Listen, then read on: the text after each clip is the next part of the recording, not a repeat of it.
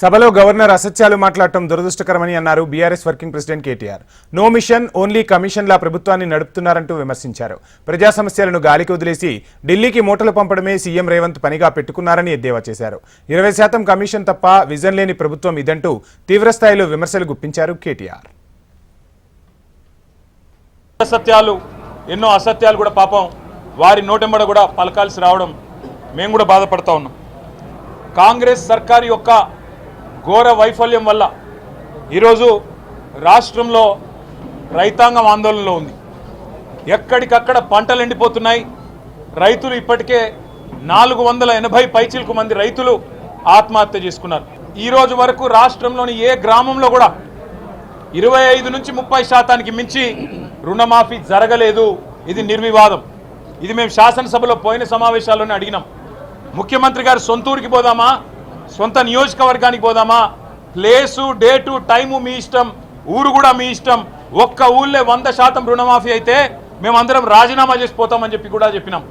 కానీ మళ్ళీ ఈరోజు గవర్నర్ గారి నోటెంబడ రుణమాఫీ అయిపోయింది, లక్షలాది మంది రైతులు సంతోషంగా ఉన్నారు అని చెప్పి అబద్ధాలు చెప్పించి గవర్నర్ గారి స్థాయిని కూడా దిగజార్చి ఈ కాంగ్రెస్ ప్రభుత్వం మళ్ళొక్కసారి తన భ్రష్టత్వాన్ని, తన నీచత్వాన్ని బయటపెట్టుకుంది.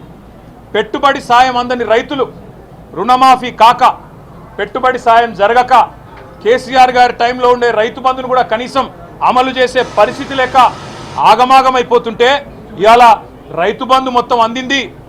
అది మాత్రమే కాకుండా రైతు కూలీలకు కూడా సాయం చేస్తున్నామని చెప్పి గవర్నర్ గారి నోటెంబడ ఇవాళ అబద్ధాలు చెప్పించడం అంటే గవర్నర్ గారికి కూడా అవమానం. ఇది వారు కూడా గుర్తించాలని చెప్పి కూడా మేము కోరుతా ఉన్నాం. సాగునీటి సంక్షోభం రోజు రోజుకు తీవ్రమవుతా ఉంది. కేవలం కేసీఆర్ గారి మీద గుడ్డి ద్వేషంతో, మా పార్టీ మీద గుడ్డి కోపంతో అక్కడ మేడిగడ్డను రిపేర్ చేయకుండా 15 నెలలు ఎండబెట్టడం వల్ల ఇవాళ మొత్తం గోదావరి పరివాహక ప్రాంతంలో ఎండిపోతున్న ప్రతి ఎకరా పంటకు బాధ్యత తీసుకోవాల్సింది రేవంత్ రెడ్డి అనే ఈ ముఖ్యమంత్రి. రేవంత్ రెడ్డి అనే చేతగాని ముఖ్యమంత్రి వల్ల ఈరోజు రాష్ట్రంలో లక్షలాది ఎకరాల్లో పంటలు ఎండిపోతుంటే, ఆ పంట ఎండిపోయి అవస్థలు పడుతున్న రైతులు, తమ పొలాన్ని నిప్పు పెట్టుకుంటున్న రైతులు, తమ పొలంలో ఇలా గొర్రెలను మేకలను మేపుతున్న రైతులు వాళ్ళు ఎదురు చూసిండ్రు. గవర్నర్ గారి ప్రసంగం నుంచి ఒక్క మాటన్న వస్తుందేమో, మేము పంటలను ఎండిపోకుండా కాపాడుతాం, మేమున్నాం, ఈ ప్రభుత్వం భరోసా ఇస్తున్నది, మీకు రిపేర్ చేస్తాం మేడిగడ్డను, ఇన్ని రోజులు కేసీఆర్ గారి మీద గుడ్డి కోపంతో తప్పు చేసినాం అని ప్రాయశ్చిత్తం చేసుకుంటారు అనుకున్నాం. ఆ సోయి కూడా ఈ ప్రభుత్వానికి లేదు.